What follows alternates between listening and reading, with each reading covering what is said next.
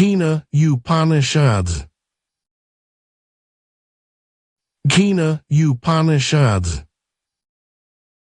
There is a teaching so old it has forgotten it was ever new.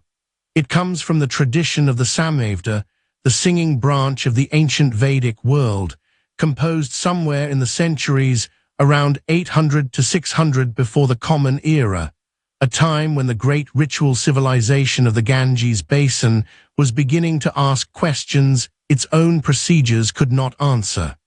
The text is called the Kena Upanishad, named for its opening word, Kena, meaning by whom. No author's name has come down to us with certainty. What we have instead is the inquiry itself, sharp and unhurried, moving through a teacher and a student, through gods and phantoms and a woman on a mountainside, all circling the same impossible question. Who is behind the eye that sees? Who is behind the mind that thinks? What is the master of this house we call experience? The text does not answer the question so much as it places it inside you. And now, from that ancient tradition, here is the Kena Upanishad. Canto 1, The Invisible Director. Verse 1, the question.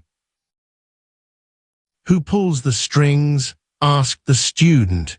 By whose mission does the mind fly toward its object? Who commanded the first breath to go forth? Who tells the tongue to speak? Which spirit directs the eye and the ear? Verse 2, the ear of the ear. The teacher said, He is the ear of the ear. He is the mind of the mind. He is the speech of the speech.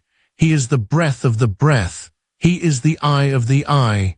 The wise, having let go of the eye, leave this world and become immortal.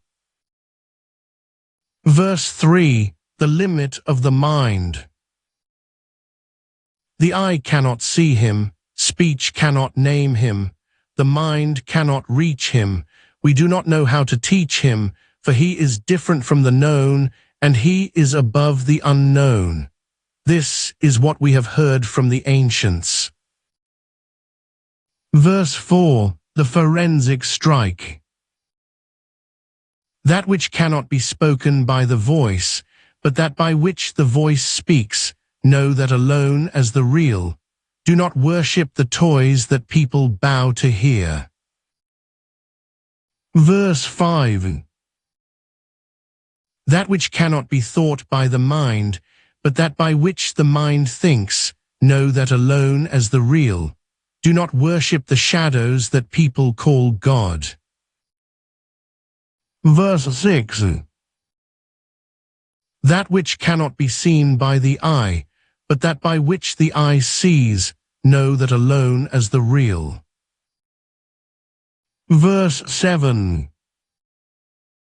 That which cannot be heard by the ear, but that by which the ear hears, know that alone as the real. Verse 8. That which cannot be breathed by the breath, but that by which the breath breathes, know that alone as the real. Do not worship the forms that people hold dear. Canto 2, the known unknowns. Verse 9, the warning. The teacher said, If you think you know him well, you know only a little.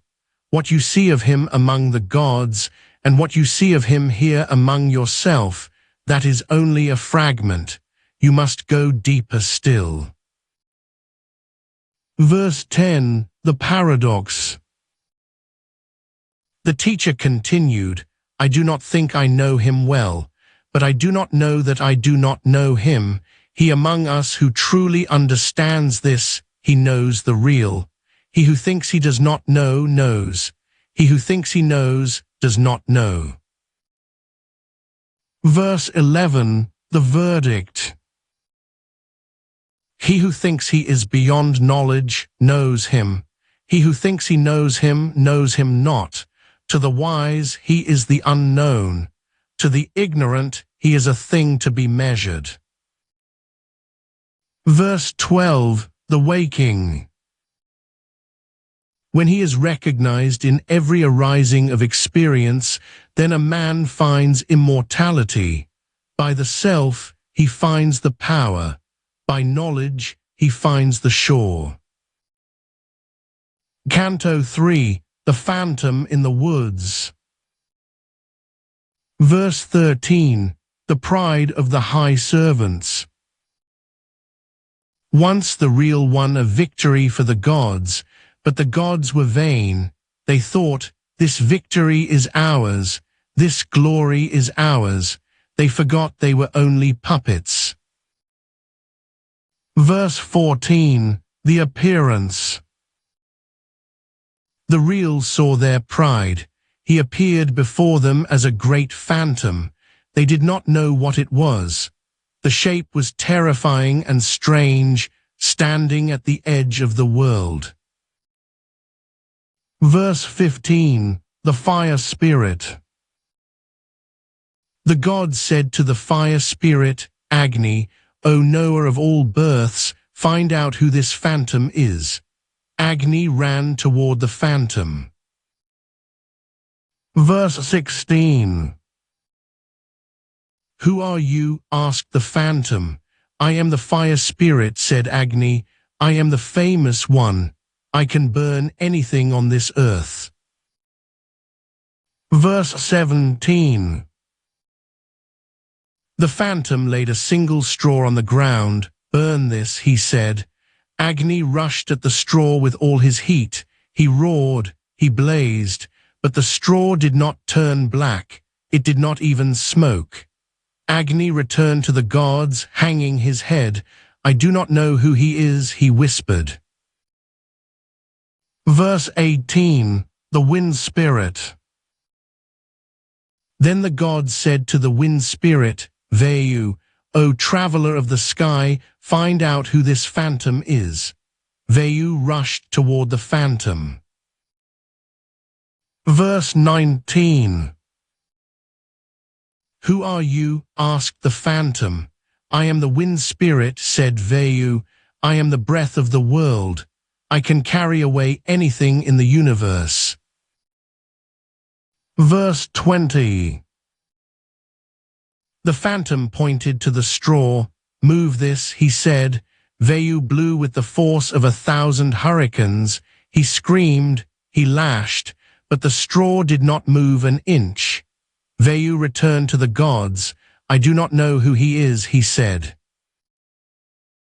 Canto 4, the flash of lightning.